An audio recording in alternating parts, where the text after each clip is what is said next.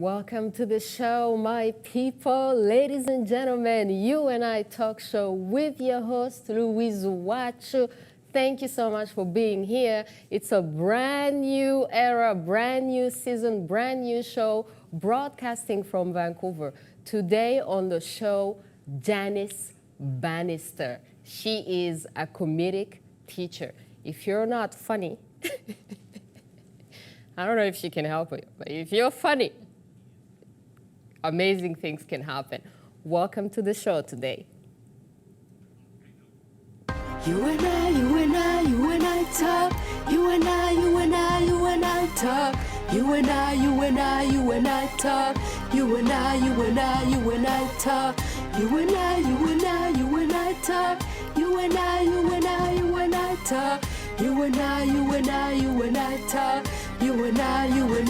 and I talk. Louise UWACU, Imana, and UWACU Productions. Janice Bannister, thank you so much for being on You and I Talk. It's my pleasure. It's so nice to see you again. How you been? You look so fresh. It's summer. Yeah. This is the fresh time. That's right, yeah. Enjoying the sunshine? Yes. So you're a comedic teacher, and we've met before at the Rio in the comedic competition. Right. And you had a couple of your students competing and winning. But I heard that you used to be a psychiatric nurse. Oh, right, yes.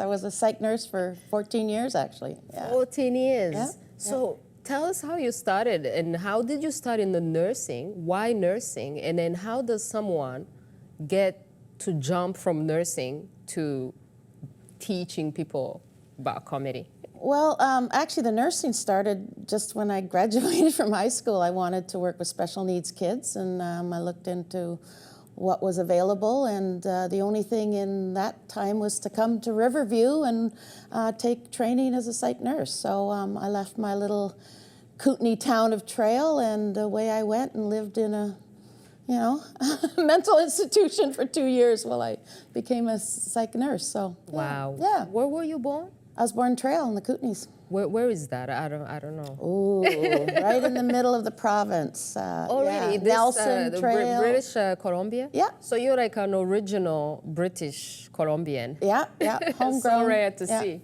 exactly. Vancouver. Yeah. 14 years. Yeah, I worked as a nurse for 13 years, yeah. Wow. So you must have seen a lot of crazy things. No different than comedy class. Okay. You were like, okay, I need to bring the funny Yeah. into my life, or how did you eventually transition? Like, what was the thing that pushed you? I gotta get out of nursing. Actually, I got out of nursing when I had my own children and found it hard to get daycare for shifts and different things. So I went into actually selling children's books, and then I moved from there into educational sales. So I was doing a lot of presentations, and I found the more fun you made them, the more, more commission I made in sales, and I really enjoyed just having people laugh. And I've always been a bit of a nut bar in a good way, so I've loved that, the camaraderie of having a group of people sitting around and laughing and whatever. So and people had said it for many times, you should do stand-up, but I didn't know how to go about it or do whatever. And then I lost my job from educational sales, and then someone said to me, well, now's your time to do stand-up. And I thought, so I did. I took a course too, just like... You took a class? At that time, Langara was the only place you could take classes. So I went and took the classes there, and... So you had to come to Vancouver? I was in Vancouver. I've been in Vancouver since I went into nurses training. So, Okay. Yeah. So what did your parents or your people, your family around you say when you said, you know what, I'm done healing people with nursing, I'm now going to heal them with laughter? Well, that's actually a good statement, because I kind of believe in that there's different types of psych nursing, right? I think there's a whole wellness pattern to laughter and to therapeutic laughter. My own family, my parents were supportive. My mom was still alive, but I lost my dad by then. But my kids, I had 2 kids that were in their late 20s when I started stand-up, and they're like, oh, what are you going to say on stage? You're not going to talk about us? But they were very supportive. They Yeah. really, yeah. But your kids don't usually find you funny. I mean, Well, parents are never found funny by their kids. They just think we're, you know, whatever. But my kids have come full circle. They, you know, will advocate for, you know, get my mom. She'll do, you know, some comedy for you. So, yeah. yeah. Nice. Yeah. So then how did you jump into, so you take a class. Yeah. And then once you're done a class, what do you do? I mean, there's no degree, right? No. I was lucky because once I showcased at a little coffee shop or a restaurant, I guess it was, on Commercial Drive. And it was just a great night. I had a great night of comedy. Everything seemed to work. And I was lucky enough that I loved it. I was just like, oh, I love this. And a producer came up after, a female producer, and said, would you come back and do another show?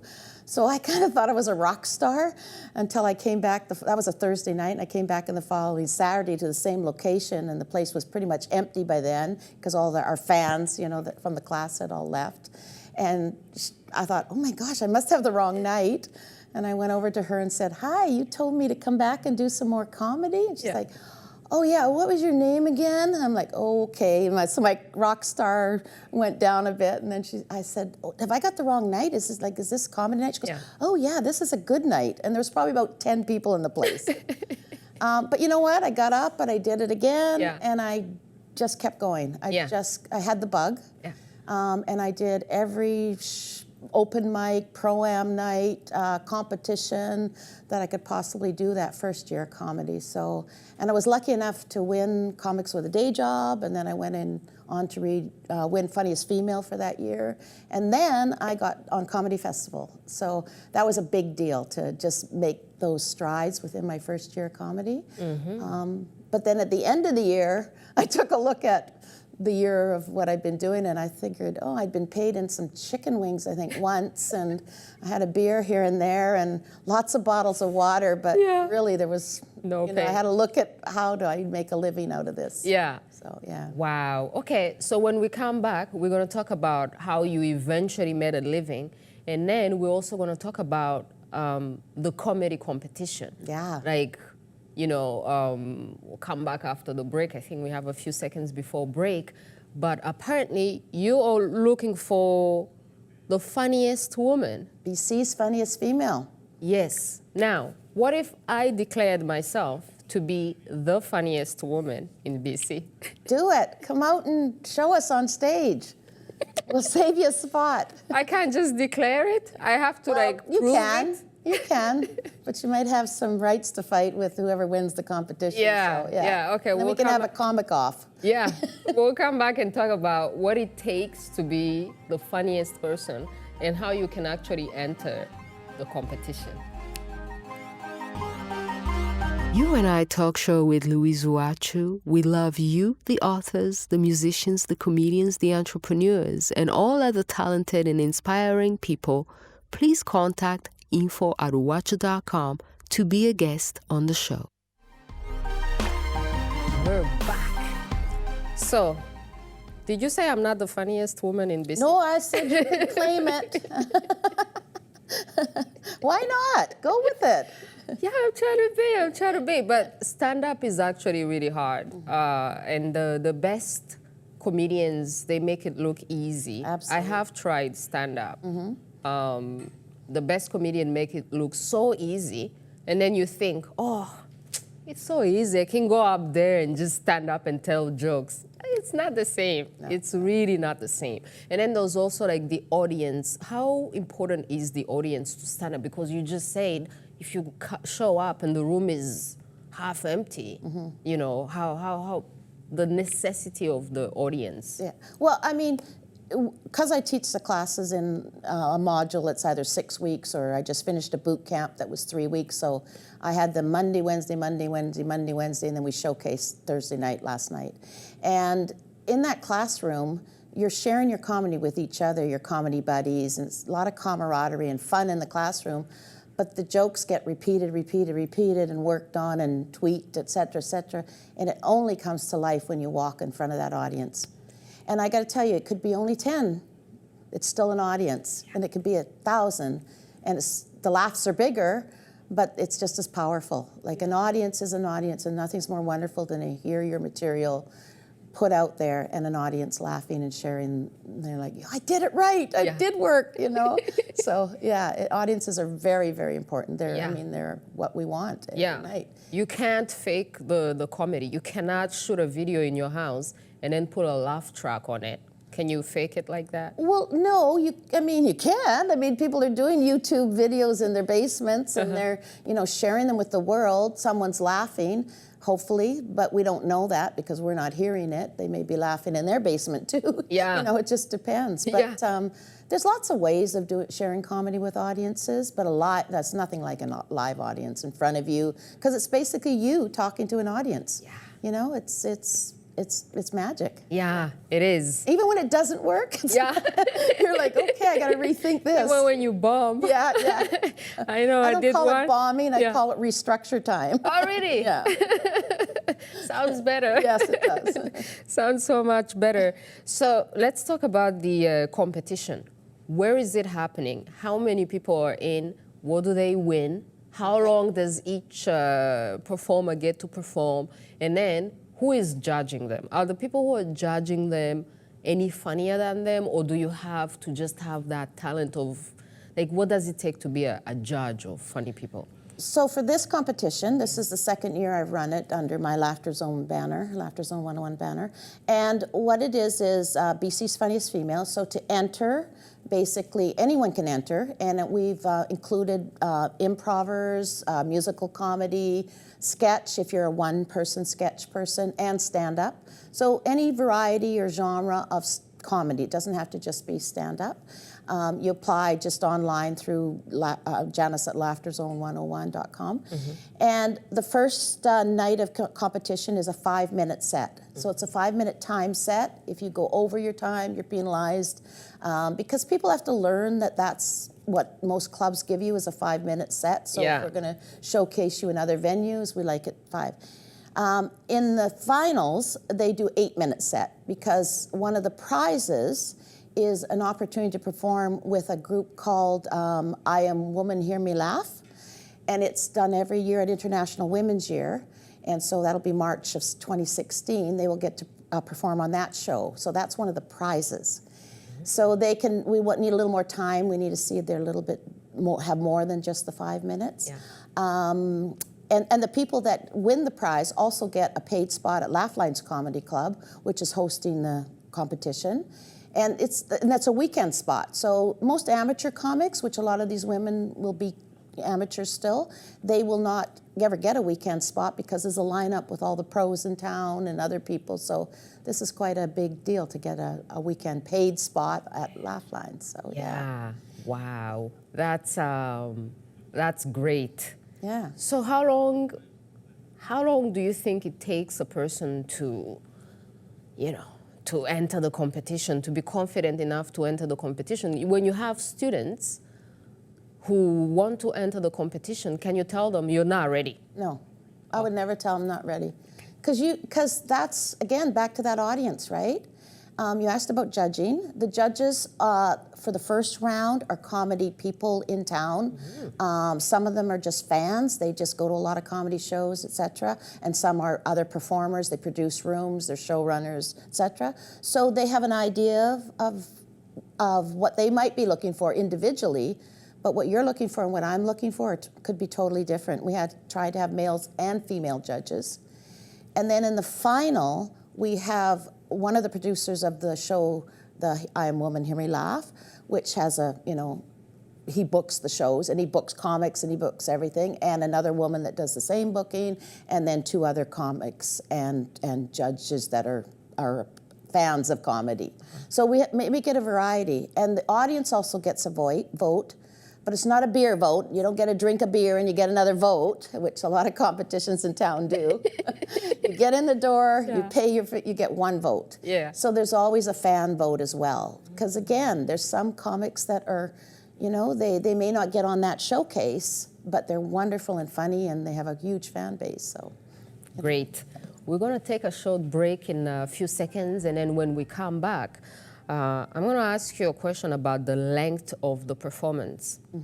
Because in in African cultures, for example, they have the long storytelling. And the idea of doing it in 5 minutes is like, 5 minutes? Yeah. I got a whole night of talk to tell you about, like Yeah. 5 minutes. So when we get back, we're going to talk about that. Thank you so much for being here. This is fun. Yeah, it is.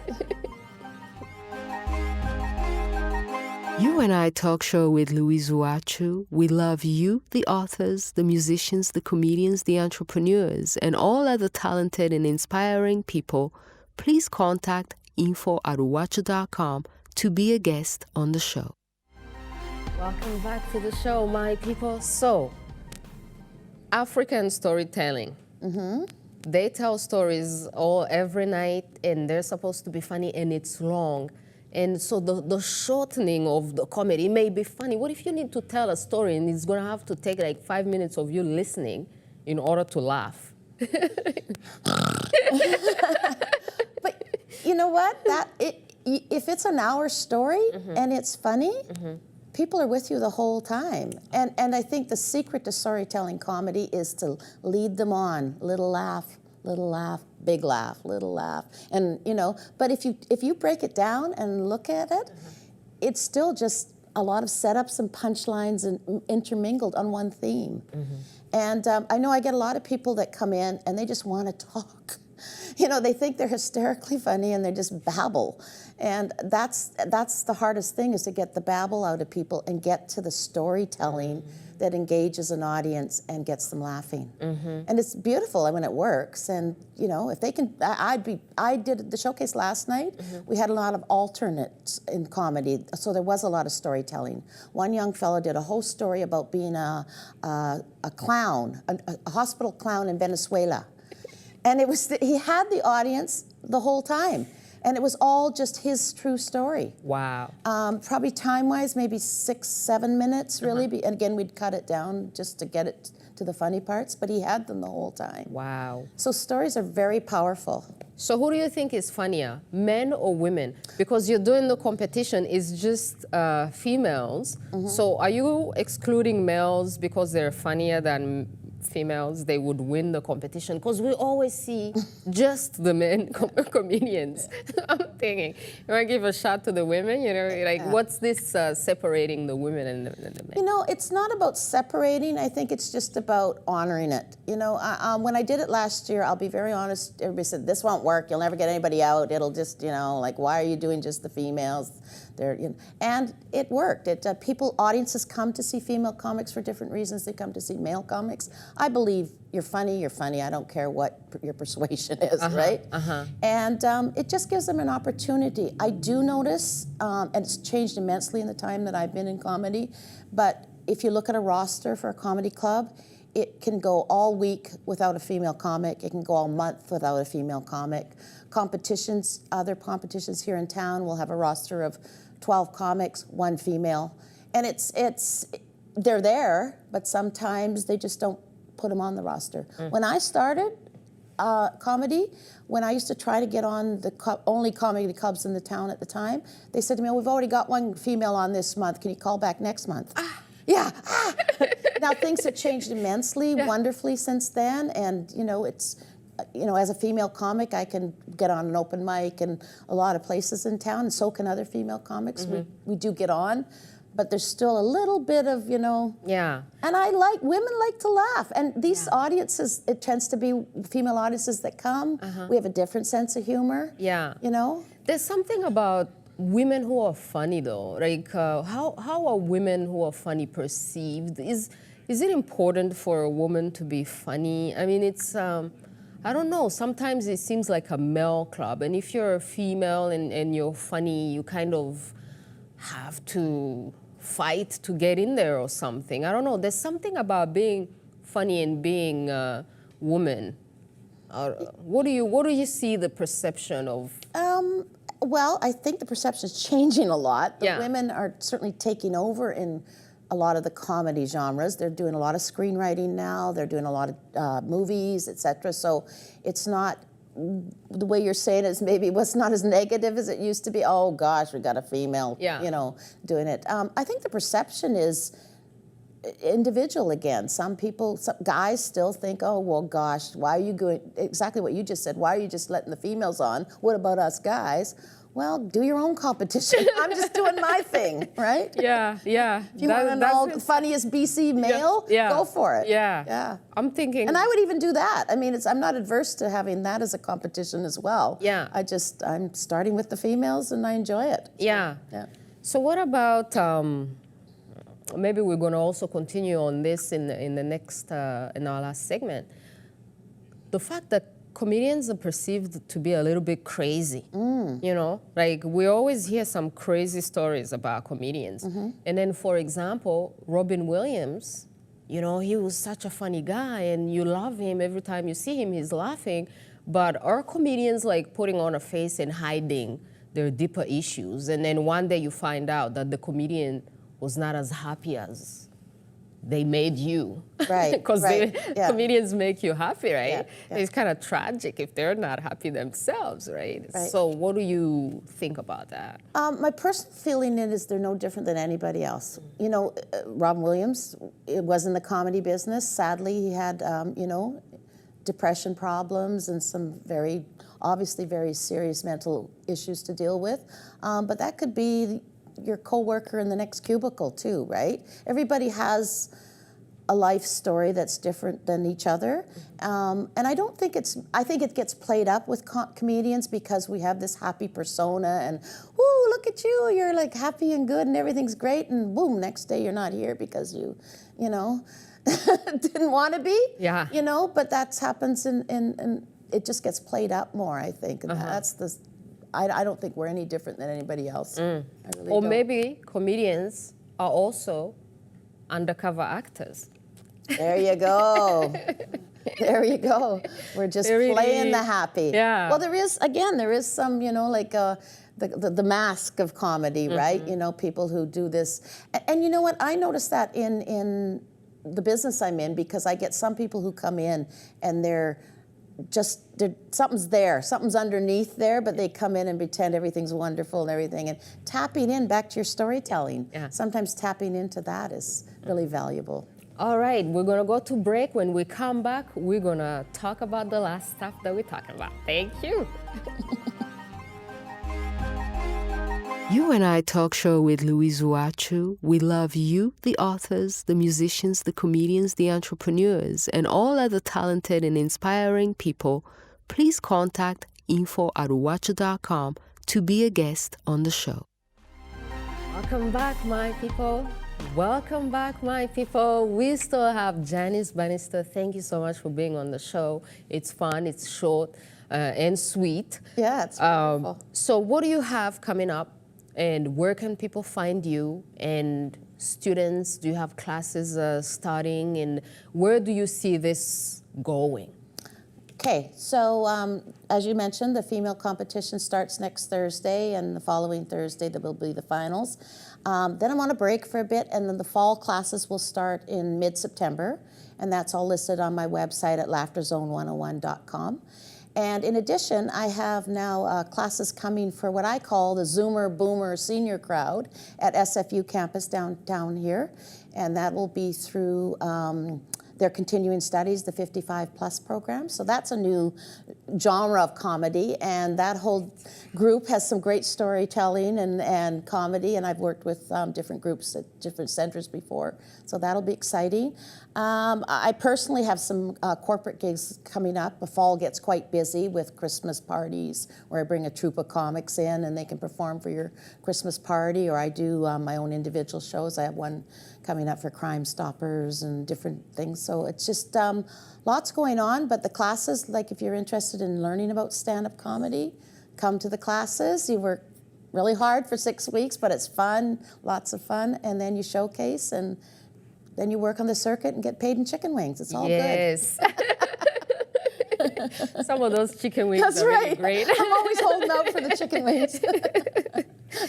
Yeah. So I think one of my last questions is going to be, I mean, I don't want to kill the corporate thing, but how is it performing in front of corporate people versus the bar when people are chilling and they're relaxed And then how do you break the ice when people are in their suits and in their numbers, you know? Well, it's a different skill level. And for me, I blend my psychiatric nursing with my stand-up comedy. So I try to relate to them on the have fun at work type of thing. And in your life, in your bigger life, like if you're happy in your life, you're going to be happy in your workplace, in your family, etc. So I do a combination of stuff I would do on the stage at a comedy club and something different for them about the learning process of taking care of yourself, good health through laughter wellness and things like that, yeah. But the crowds are different, you're right. Sometimes it's the front row with the arms crossed and the ties tight and that look of what's she gonna do stage. But yeah, I can loosen them up, I get them going, yeah. Great. And, Oh man, okay, so we're out of time, man. Thank you so much for being here. It's been great, it's been short and sweet. Do you have any last thing that you want to say to people? Or also last question, I don't know if we have time. If somebody is naturally funny, then you can teach them how to be stand-up. But if somebody is not funny at all, are you ever gonna tell them they're not funny at all? Well, I think it's always in there somewhere. Sometimes I have to pull it out. Yeah. But I think the best is it doesn't have to be about doing stand-up. It just has to be about sharing laughter with people. I mean, I'm hugely biased. I think laughter is the best medicine in the world. I really do. So share your laughter. Don't always worry about performing. Yes. Just be natural. Yeah. All right. My people, thank you for tuning in. We're sharing laughter. You and I Talk is about sharing laughter, knowledge, and wisdom and all that. Thank you so much for being here. Thank you, Janice Bannister. And then we'll see you on the next episode. Louise UWACU broadcasting from Vancouver.